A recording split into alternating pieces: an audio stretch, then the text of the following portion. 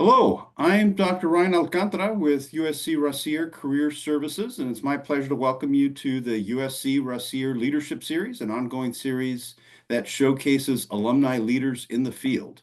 Today is our conversation with the college president, and I am delighted to be joined by Dr. Scott Thayer, President of Cypress College. And with me today as well is Isabel Wright, the other half of our Rossier Career Services team, who will be helping to manage the chat and the Q&A portion of our program.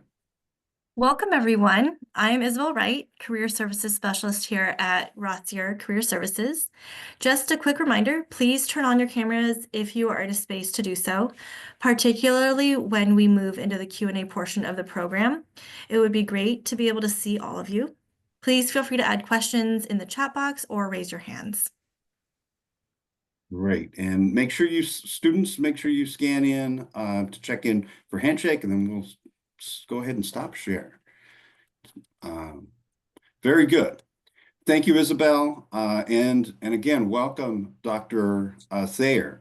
So I'm going to start with your bio, and then we'll give you an opportunity to share a little bit on your career journey, and then we'll open it up for questions. All right, sounds good. Dr. Scott Thayer joined Cypress College in January 2024 as its 13th president, and has over 24 years of higher education experience in a variety of administrative roles. He is an advocate for historically underrepresented students and was integral in establishing a food pantry, housing support, and basic needs resources in prior roles. He also is a part-time faculty member teaching in the San Diego State University Community College Leadership Program and serves on doctoral dissertation committees as well. Prior to his selection as Cypress College's president, he served as the vice president of student services at San Bernardino Valley College from 2017 to 2023, where he also served as interim president. Previously, he was the vice president of student services at Cuyamaca College and was the dean of student affairs at Pasadena City College. Throughout his career, Dr. Thayer has advocated for equity in higher education. He has served as a strategic enrollment manager, management coach through the State Chancellor's Office Institutional Effectiveness Partnerships Initiative, and as a member of the Partnership Resources Team that provides technical assistance to in support of student access, retention, K-20 partnerships, and equity and success initiatives.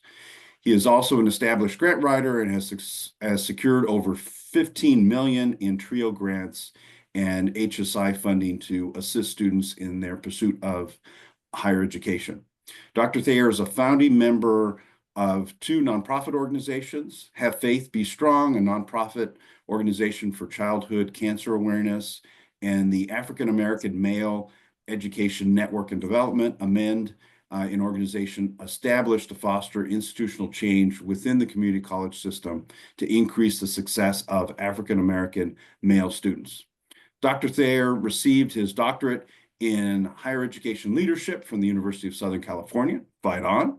He completed his Master of Arts in Counseling and Guidance degree from Point Loma Nazarene University in California, his Bachelor of Arts degree in psychology from Rawlings College in Florida, and his Associates of Arts degree from Normandale Community College in Minnesota. Scott, welcome, and thank you so much for joining us today to share your story. Thank you, Ryan, Isabel, as well as my fellow Trojans. Good afternoon, and appreciate the opportunities to come and share some information with you about my career, but also how USC has had an impact on the work that I've done and continue to do. I guess I'll start by saying I had such a good experience at USC that my daughter is currently there. She's a sophomore, continuing the Trojan spirit. So she is living her best life, and just wanted to start with that. But, you know, you mentioned in my bio some of the things that I've been able to do throughout my career. You know, I was a student athlete, so I'll start there because I never thought that I would be in education I felt like I would be playing center field for the Twins, Minnesota Twins. I'm from Minnesota originally. And so that was always my dream to be able to do that. And baseball was a thing that was my vehicle that took me. I started out of high school at the University of Minnesota, thinking that that's where I would be. Tried out for the baseball team and I got cut. And so that led me to Normandale Community College. The backstory there was the coach at Normandale had talked to me while I was in high school and was recruiting me to play out of high school. But I said, no, I want to go to University of Minnesota, and I want to play there. And he said, you know what? If you change your mind, I have a spot for you. So fast forward, I got cut in the fall semester. I tried out, was in the fall. And so January of 1991, I show up at his doorstep and I'm like, Coach, you said that you'd have a spot for me if things didn't work out. And to his word, he, took me in. If familiar with sports, with athletics in college, I mean, you're training year round, you're starting, in the fall semester, but I was a semester behind, but I got, embedded into the program. Ended up, we were two-time state champions in Minnesota. One of the best teachers I ever had, not just coaches, but teachers, somebody who took an interest in me and my journey and really worked on fundamentals that helped me get a scholarship to continue playing baseball in Florida. And, in that experience, once again, as a student athlete, my thought was, I am going to keep progressing. And being a transfer student, that, helps me today in my work. Because I was they call that a 4-2-4 transfer. Start at university, you go to community college, you have to get your associates before you can go back. So even at an early age, right, I'm learning these things that I've been able to apply in my roles, in different places and spaces. So I went to Florida and played there and continued to play. We, had a lot of success. Thought I'd keep playing baseball. Played 1 year after college. It was the year of the strike. 95 was the major league strike, so it really affected opportunities. So I played, and then ultimately I had to make a decision. Am I going to keep trying to chase this dream, or am I going to go back to school? For me, my family, my parents were always saying, sports are fine, but you got to have a plan. You got to have a plan. What are you going to do, for the rest of your life? So I always knew that I had to stay eligible, and sports helped me stay eligible, right? That's the other part. I finished in 4.5 years, got my degree in psychology, started working in special ed. So I went back to Minnesota and I was working as a crisis behavior. I always forget the names. Everywhere is different. Out here in California, severely emotionally disturbed middle school students in an offsite facility. That's where I was working as a crisis intervention counselor. That's kind of my first real job out of college. And working in special ed, I knew that wasn't necessarily the space I wanted to ultimately end up. My brother had moved to California, and my uncle had been here in California, and UCLA alum, and he used to always tell me, let's go to UCLA, and I think I broke his heart, when I went to SC, but he understood. But I went to California, and I started teaching. I came out to teach, and so I taught second grade. That's because the job that I could get. I always wanted to work with a high school or above, but second grade was a job that I was able to be exposed to. And I learned a lot there too. You talk about the jobs that we've had and how you can apply those in the work. Working with 7- and 8-year-olds was a humbling experience. I did that briefly, and then I found my way into the Upward Bound program at Pasadena City College. Just by chance, my brother was teaching high school in Pasadena. I lived with him for when I first moved out, and he came home one day and with this brochure for Upward Bound. And so it explained what the program was, and then just so happened they were hiring. So now I had the brochure to review, and I had an interview that I got lined up. And so I ended up, got the job with Upward Bound. Upward Bound is a federally funded TRIO program for low-income first-generation college students, and it's a grant-funded program. So I started working at Pasadena City College in that capacity. Started part-time, but within a year I was full-time, and then I became the director. So I was a director there. I was there for 7.5 years. I went from Pasadena to LA as the dean of TRIO programs, dean of special programs in the LA Community College District. Never thought I would leave, but I couldn't promote at Pasadena. It was a very flat structure, and it was hard to advance.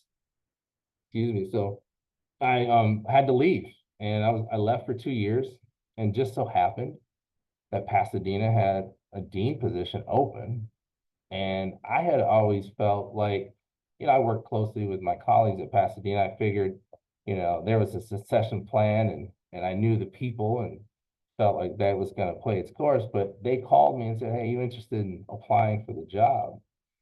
And so I did, and then I was able to get hired as a dean at Pasadena, and I was working in student life, student affairs, and had a really interesting umbrella of programs. With student life, you have associated students, clubs, campus organizations, but also we had a flea market. So I oversaw the flea market, and if you've ever been to the flea market at Pasadena, it's the first Sunday of every month. I'll never forget that, because we had people working it, but that was part of, we used those dollars to support our student scholarships as well as student programming. So that was part of my umbrella. Also had the food service, which was our cafeteria, our bookstore. So the commission from those would help support student life, student affairs. We had a mentoring program. I had student conduct, student discipline. And so also had student eligibility. So I had this, unique kind of broad brush of experiences at Pasadena. So I was there for 7.5 years, and then ended up leaving to become vice president.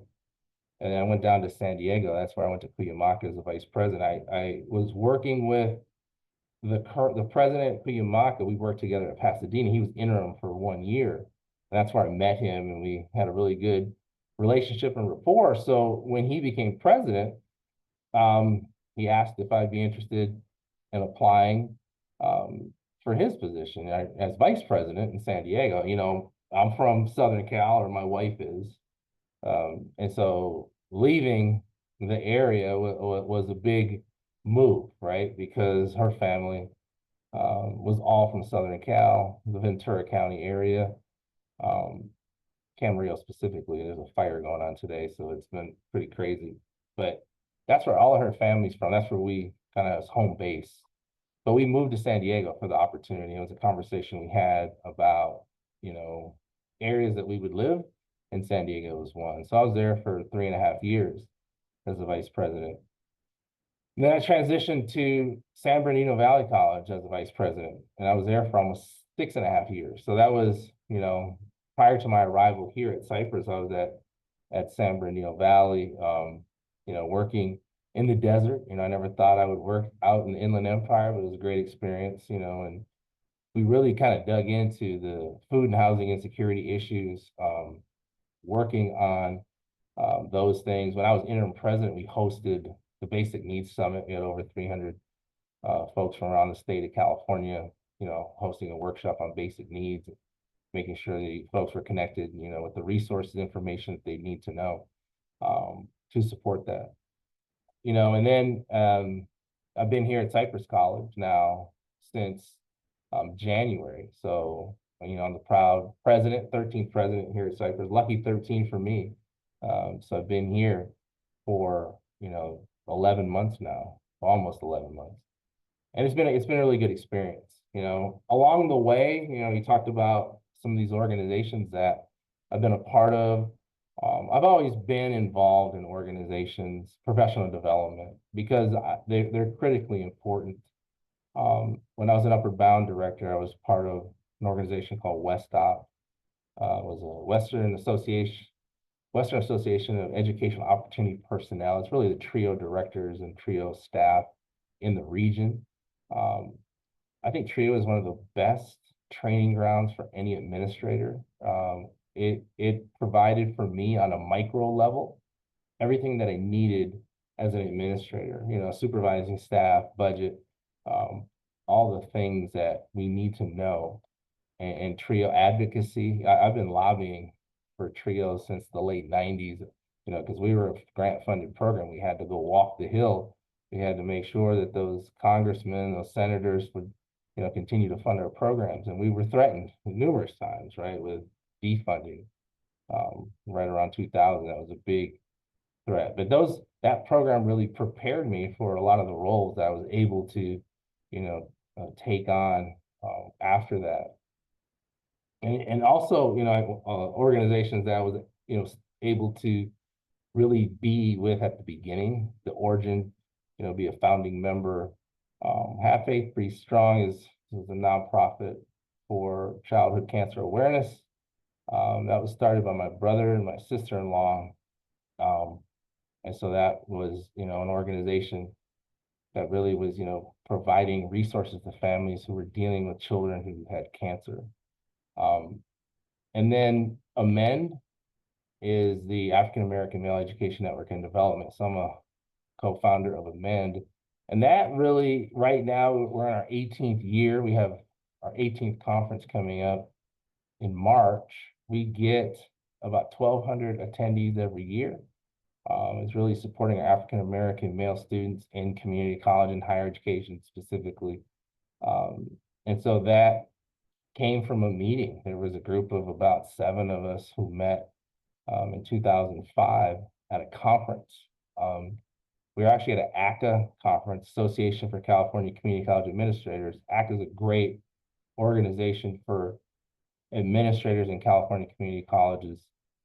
It's a great place to be trained and network and just have be around fellow administrators. But at that event, it was for new administrators, and they called it Admin 101. It's a boot camp for administrators. So we had, you know, 7 or 8 of us. We look around the room and, you know, we gravitated towards each other because we looked similar, young at the time, new to the system. And the question we asked ourselves was, well, now that we're in these roles, what are we going to do? What are we going to do to support students like us when we were coming up? And that's kind of how we started with that conversation. And then we you know, continue to meet after that week-long event. We formed a nonprofit, right? We got our articles of incorporation, and that's how we began. You know, we've had 2 trips to Africa in the last 3 years. We've also, you know, mentioned our annual conference, and we've given over $500,000 in scholarships to students over that time.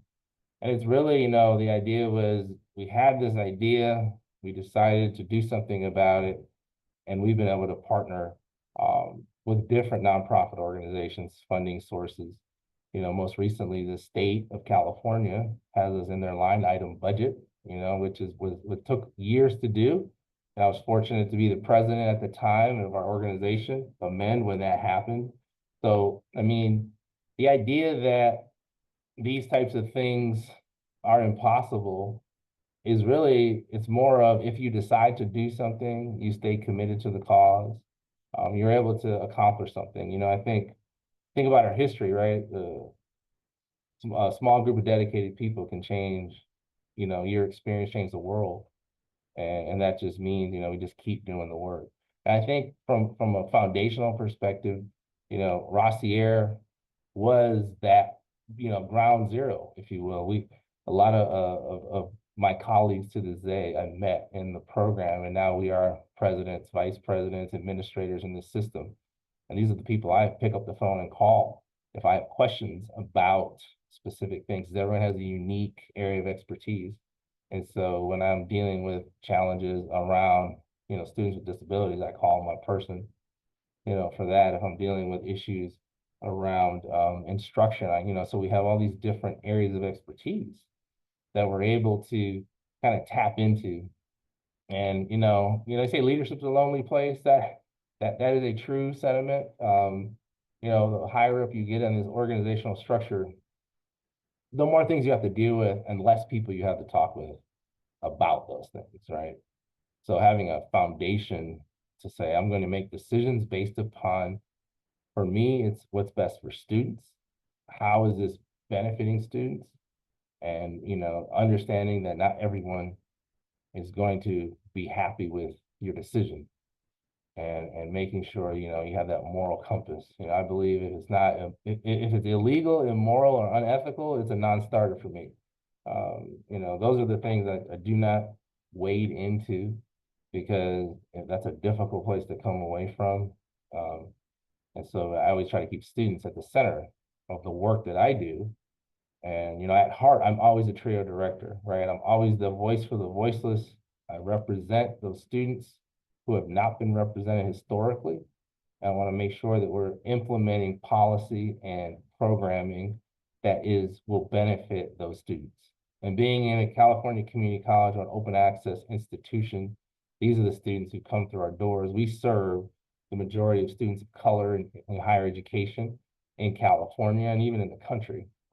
Our numbers are basically larger than everybody else, and that's the space that I enjoy working. That's the group of students I want to help, and so those are some of the things that drive me. Right, when you say what gets you up in the morning, it's, you know, I'm fortunate to be in this role to support these students. You know, here at Cypress College, we're a Hispanic serving institution. Over 50% of our students are Latinx, 20% are API, Asian Pacific Islander. So we have a very diverse student population.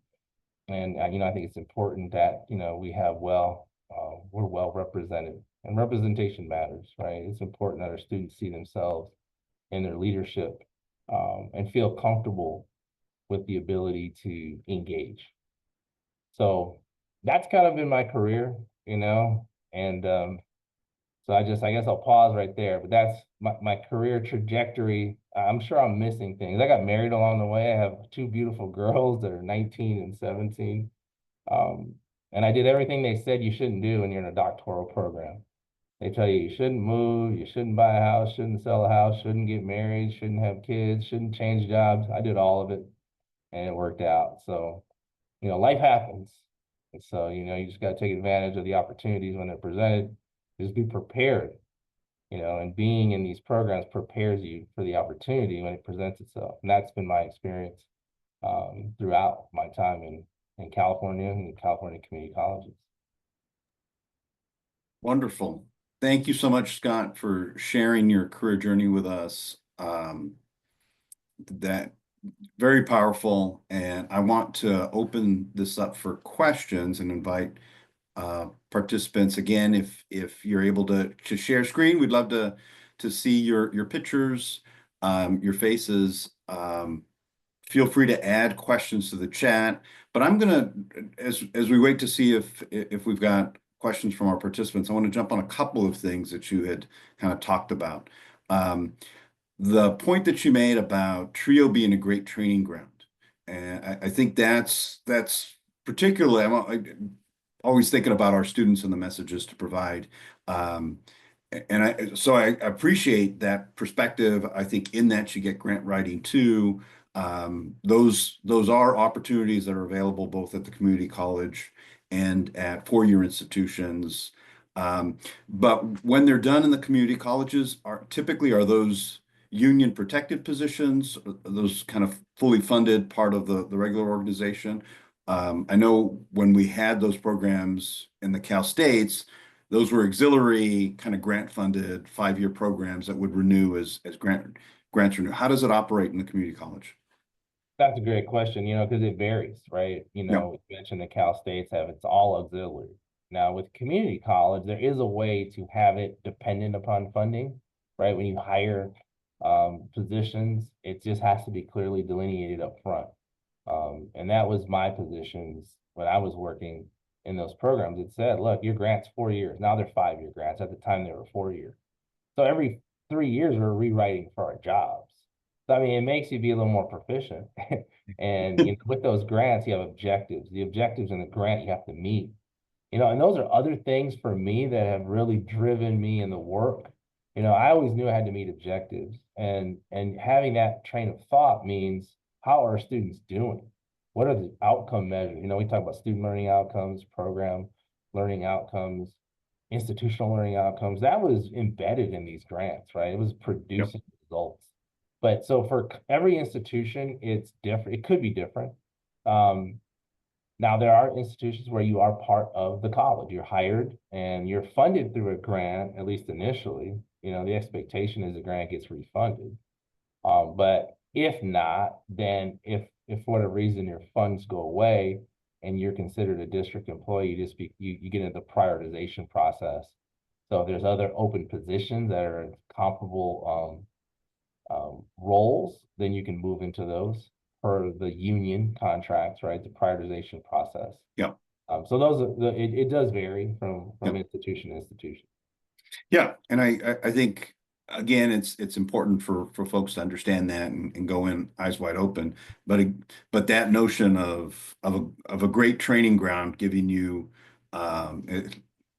you know, I'm just thinking about it of just very data driven. You're reporting on a regular basis. You don't always have that, you know, built into the roles that we do, but ultimately, like that's becoming more and more commonplace and requirement of the job, wherever you are. I mean, student success is in data informed decision making, but that's a great way to get things started. So that's great. The other thing I wanted to hit on, and I appreciate you talking a little bit about Amen. 18 years, that's amazing. I'll do a shout out. I know there's at least one other Rossier grad alum that was Dr. Darrell Foster from Las Positas, was part of that. So kudos to representation of Rossier in the formation of that. But I always think of, you know, one of the big messages we have here at USC Rossier is equity. And I think of like equity warriors, and we're sending people out there in spaces that may not always be amenable to messages of equity. And so one of the strategies as students and alums is to find, you know, like-minded folks across institutions. And so that's just a great example of being able to do that and do that very much connected to our work, but in addition to. So I, again, appreciate your efforts there, the tremendous impact that they're making, that they've made is wonderful, and thanks for highlighting that. Yeah, also Dr. Aaron Vines, a Rossier graduate. That's right. So, you know, we have the USC connection. We're well represented in the organization. So it's been a great foundation. Very good. But, you know, something to definitely think about. If you see a gap or a need, you know, trying to just connect with other people, utilizing your network, and that part of that network is certainly the Trojan network as well. You know, we've started with there's other organizations in California. There's Colegas, which is for Latinx employees and students, and then there's APAHI for Asian Pacific Islander. We have the coalition, right? Basically, we've intentionally partnered together to leverage the work, and we also have formed an Aspiring Radical Leaders Institute, and that is training future professionals in this space, right, who are equity-minded, equity champions. And so we've been funded through the state chancellor's office for that work. But that's just making sure that, you know, individually, yes, we can be a strong voice. Collectively, we can be a powerful, collaborative and coalition. And that's what we, you know, have worked towards, because we represent the students who come to through our doors, you know, the mass majority. Right. Yeah, definitely be the difference that you want to see in the world. Yes. Regine, you have your hand up. You want to ask a question? I sure do. I thought I'd kind of pick up on what's being discussed around being a coalition or whatnot. I am a doctoral student here at Rossier, and I am also a volunteer for ABE, which is the American Association of Blacks in Energy. And I'm currently helping with white papers that will support the execution of a strategic plan that's being put in place with aim to address the Black underrepresentation in STEM education. And of course, we want to leave no other communities behind, but what we are aiming to do is prepare the Black workforce for jobs in the energy sector.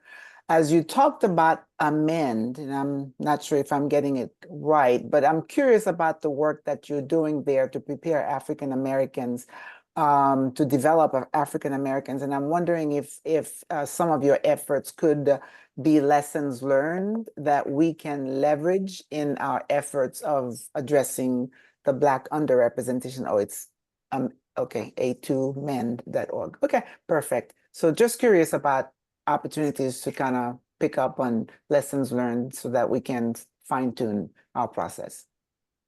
Yeah, we've been we've been partnering with a lot of different organizations. You mentioned STEM. That's one of our partners, making sure our students get connected to the STEM fields, the companies in STEM, to provide them opportunities for internships, for exposure.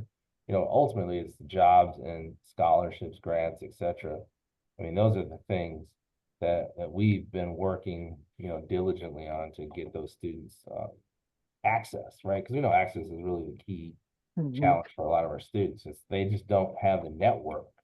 So how do we create that? And I think, we built out really through the conversation, like-minded people continuously meeting. And, that's why we all attend in our system, California Community College, we have annual conferences for each group, for the CEOs, the presidents, for the vice presidents of instruction, student services.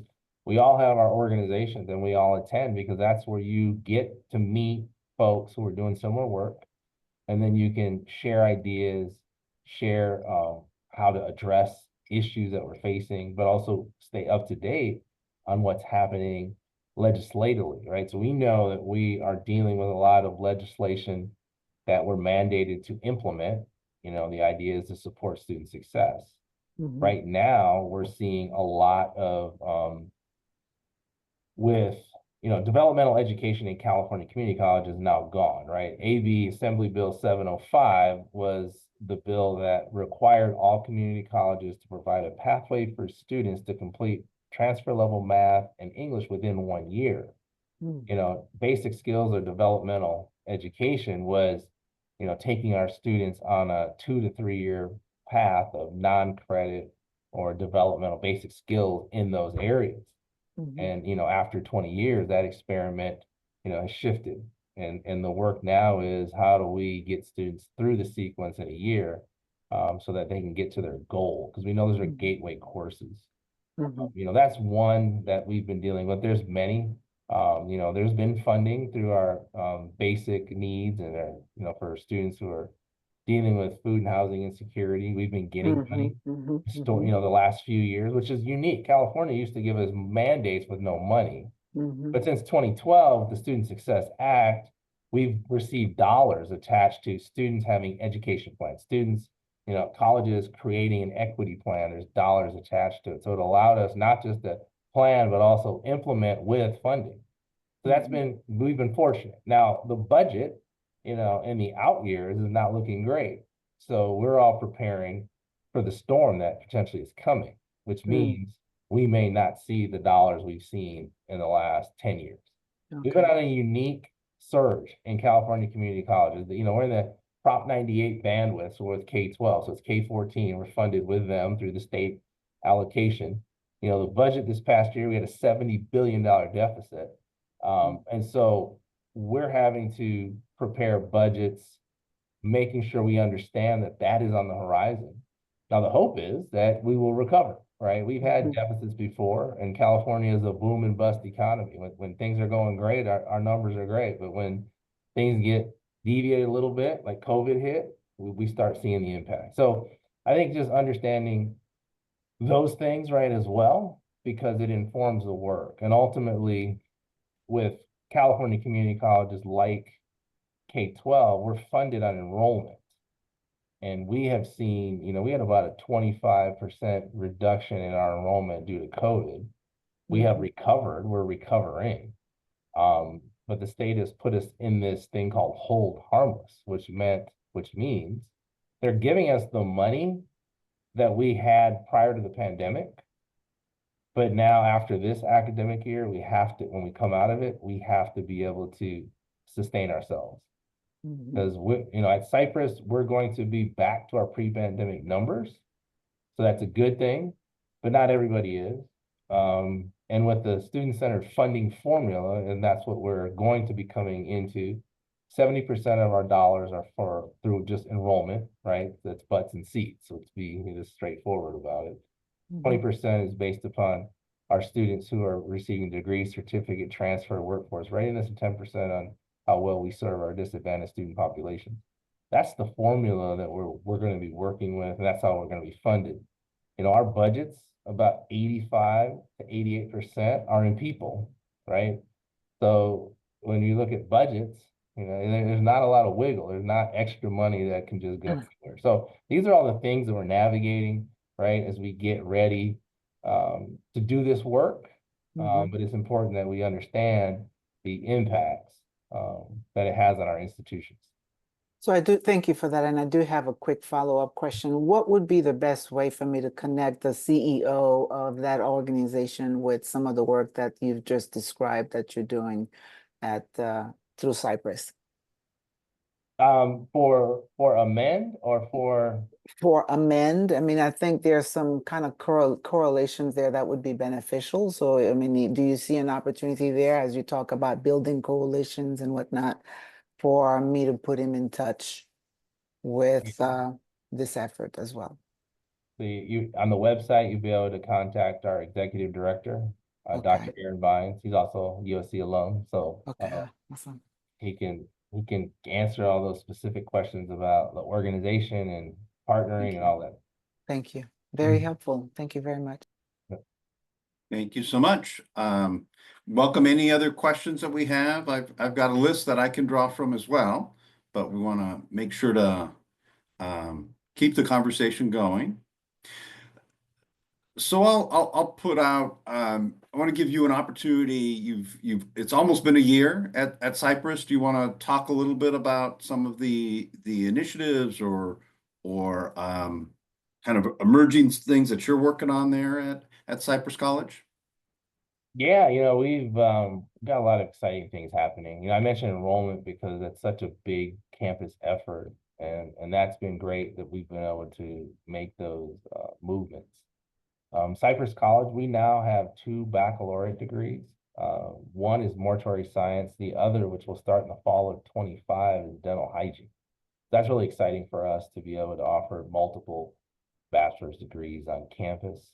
Our nursing program is #1 in the country, 100% on their exam, the 5 semesters in a row. That puts us as #1. So we have excellent nursing program. Our automotive program, we have partnership with T10 with Toyota, where students are going straight into great careers after this program. They're making, you know, near 6 figures when they come out. And our partners with Toyota, now we have a new partnership with Mazda and other. Those partnerships are really beneficial. Our HVAC program as well. We get our students connected to real world jobs. And then, you know, also our transfer programs. We have all the programs any student would desire to have. We just had 1,500 students on campus for our Connect to Cypress, which is our outreach to our high schools. We've been strengthening our partnerships with our high school districts. You know, we had about, I want to say it was close to 2,000 students this fall who committed to Cypress for our Promise program. And that was almost double from a year ago. And that means they're full-time students, they get their fees waived. And so they, you know, will attend with us for 2 years for free. You know, it's a great deal for those students. We've been fortunate the last year and through this semester to offer our Charger Pass. And what that entails is for books, students will pay only up to $100. The most they'll pay for books is $100. And that's if they need 1 book or 10 books, right? Yep. They won't pay any more. If their book's $15, they pay $15. If their books are $500, they pay $100. So we have been subsidizing the cost for our students for their books. That's part of our Charger Book Pass program. We've also been providing students with $12 a day that gets reloaded daily to use in our cafeteria. You know, we know our students with food insecurities, you know, when you leave high school, that doesn't change. Just because you've left, you know, the K-12 system where they may have been getting free lunch, you're still hungry when you go to college. And so we've been fortunate to be able to offer that program And this is all last year and now through the fall. And it's one, it's important, but two, it's part of our re-engagement of students. It's part of our efforts to entice students to come back to college, and then to support them so that they will be able to stay through to their goal, if it's a degree, certificate, transfer, or workforce readiness. So those programs have been extremely helpful. Our women's soccer team's ranked #1 in the nation, so we're excited Awesome. about that. We got great student athletes here at Cypress. Our softball program, we were runners up for the state championship this year. Last year we were state champs. So I mean, there's a lot of things that we're able to really promote and highlight. We have great partnerships with not just our feeder high schools, but our university partners. And and the work really is to not be the best kept secret. That's what I share broadly with our campus and our community. How do we make sure people understand what we have to offer here at Cypress? And we want them to know that we're their first choice. We think we're the best choice, but we know we're here to serve those students at any time, during their schooling experience, through dual enrollment while they're in high school.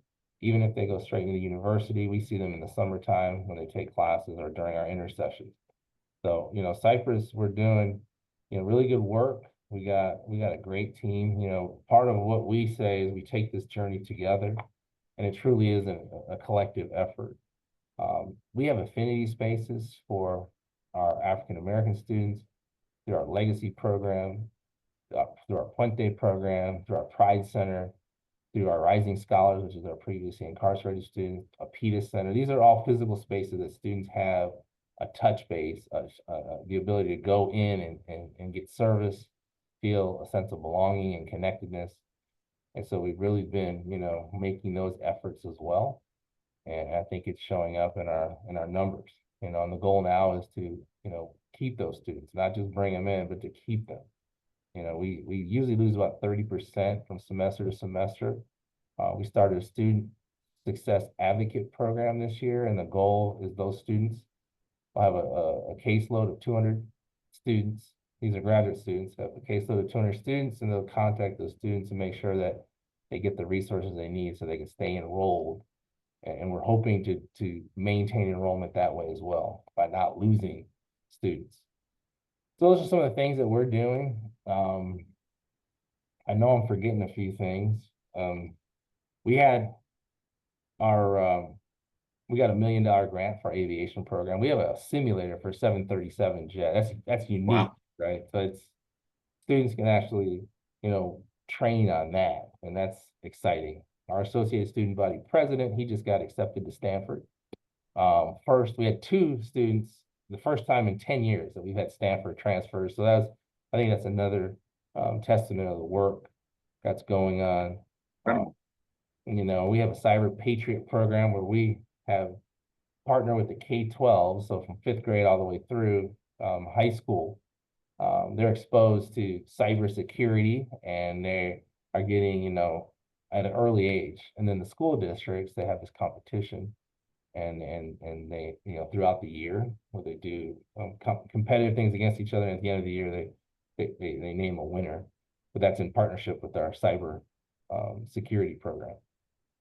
So we're really trying to be from transfer to career technical education, just really, be the hub for higher ed in our community.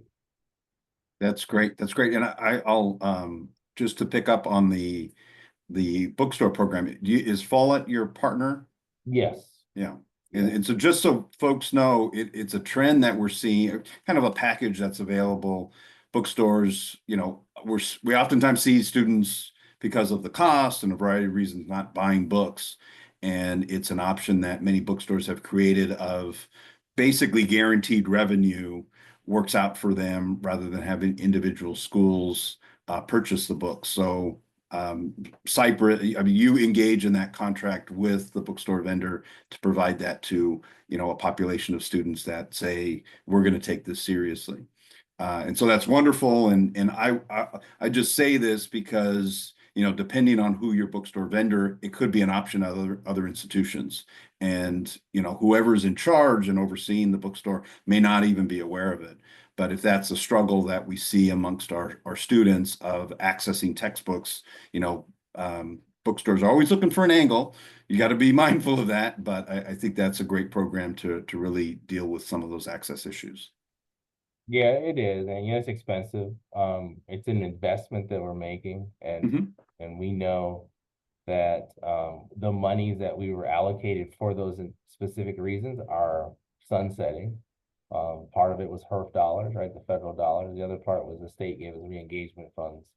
So we're still looking at ways to say, how do we continue these programs in some fashion that can still meet the needs of a large number of students? But that's, I think the other piece of it. Yep.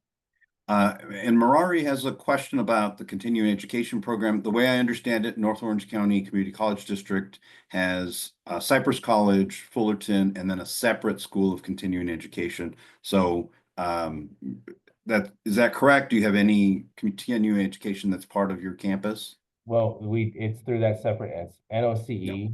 and that's through our district. So they have a president also. Yeah. So they have separate, so their operations are separate. We obviously partner. Our work is to get those students onboarded to credit, from non-credit to credit.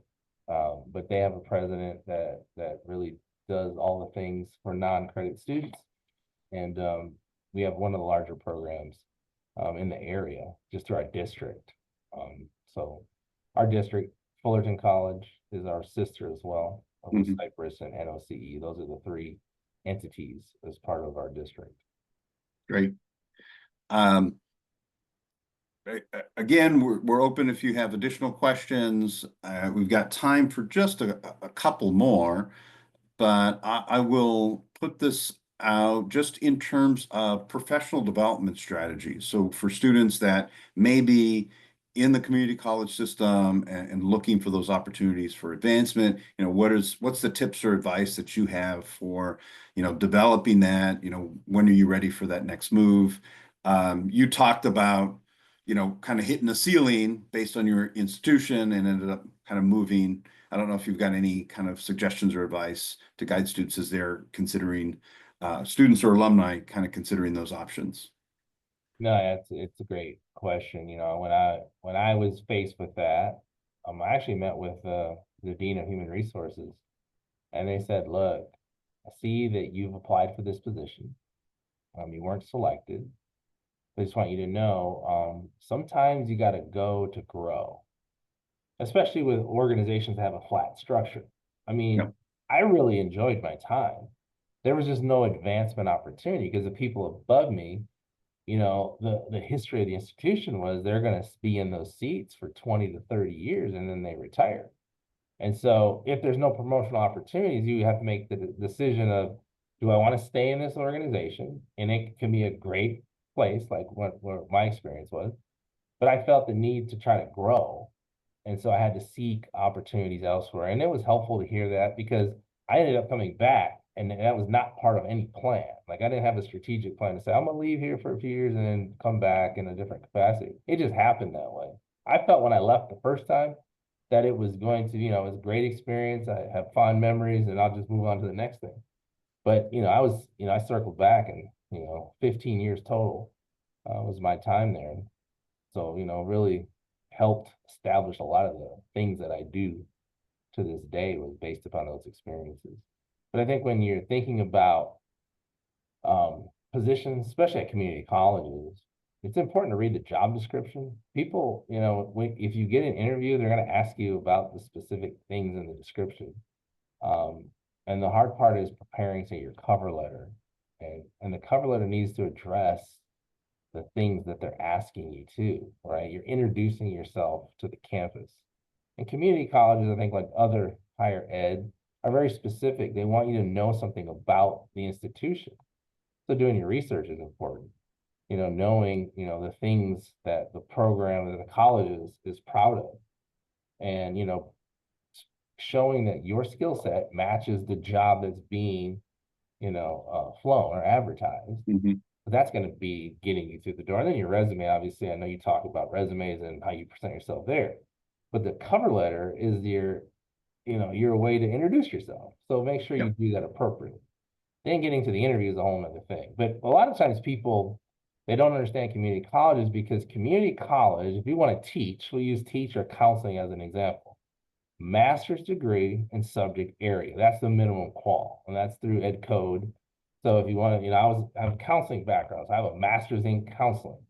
So if I want to be a counselor, I can do that because of my master's in counseling. But if I have a master's in education, then I'm looking for equivalency, all right? And so it's either master's in subject area or equivalency.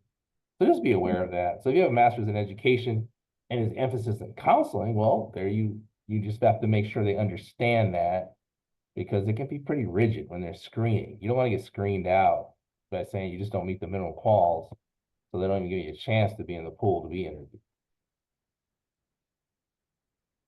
Wonderful. Thank you. I'm mindful of time, I'm gonna try to squeeze in just a couple more questions.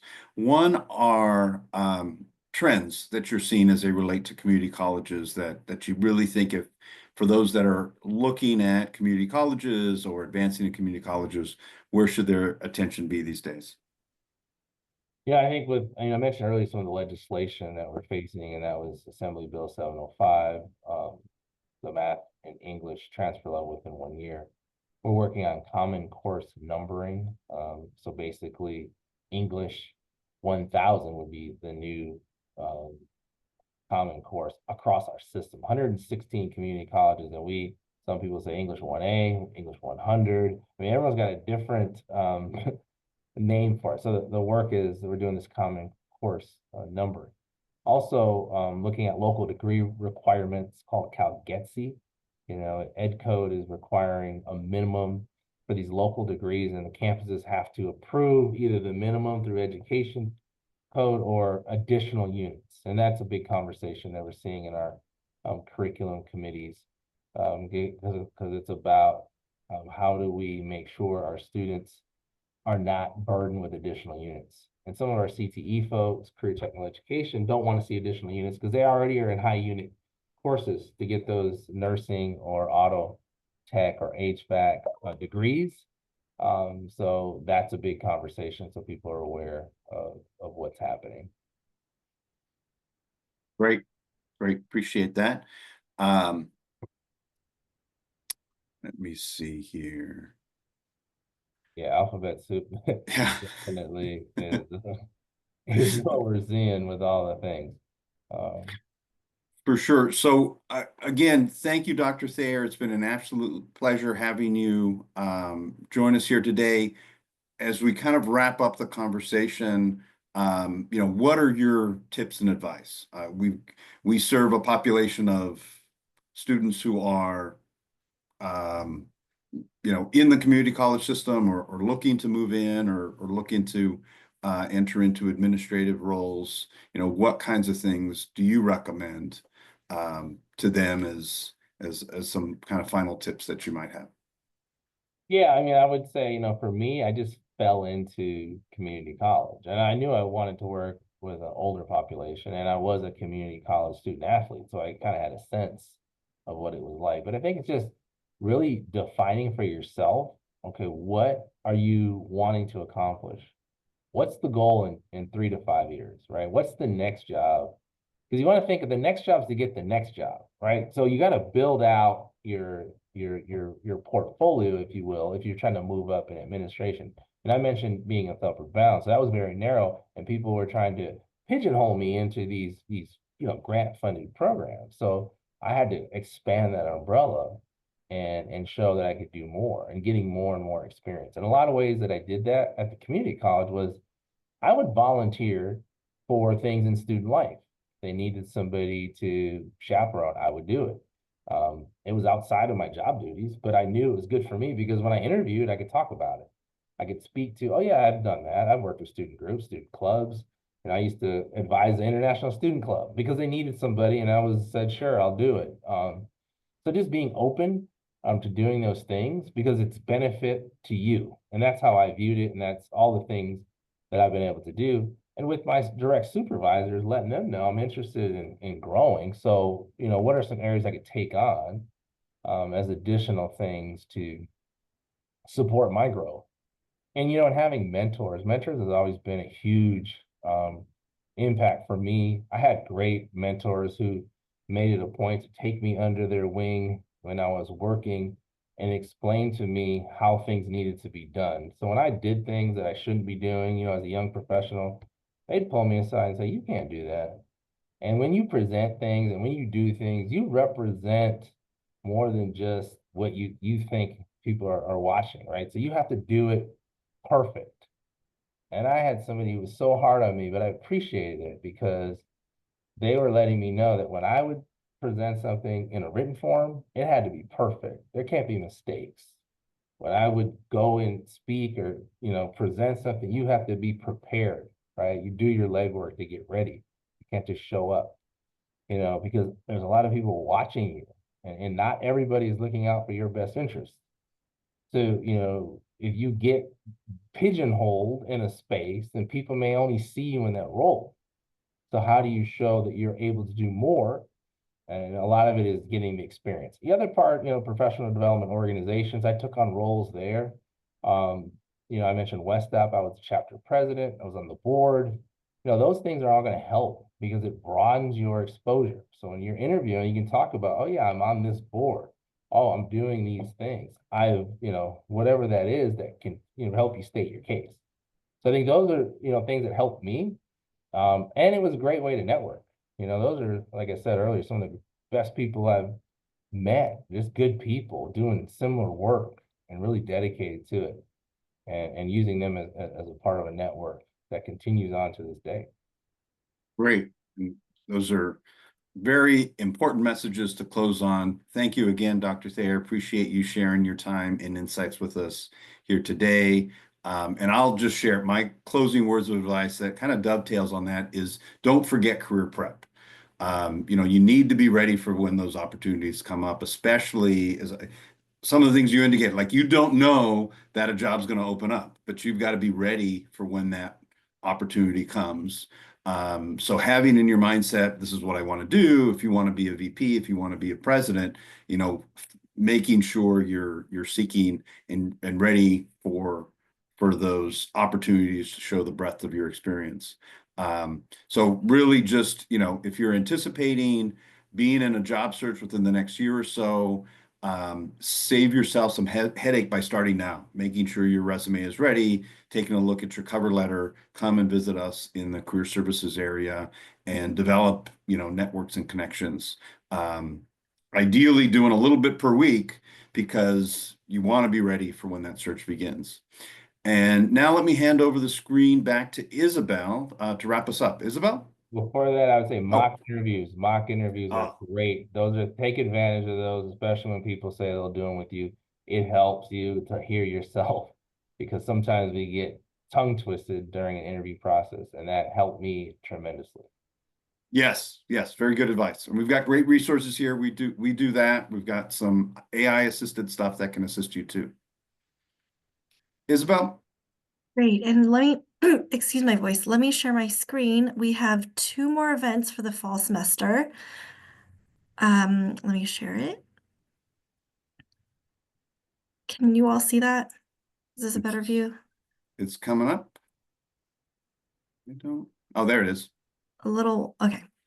So it'll be the collegiate teaching with your Rossier degree 4-year institution focus on the 21st at 4, as well as navigating the early years of your higher education career for your institution focus as well on December 4th. So hope to see you all there. Thanks, everyone. Thank you, everybody. Bye. Thank you. Fight on. Right on.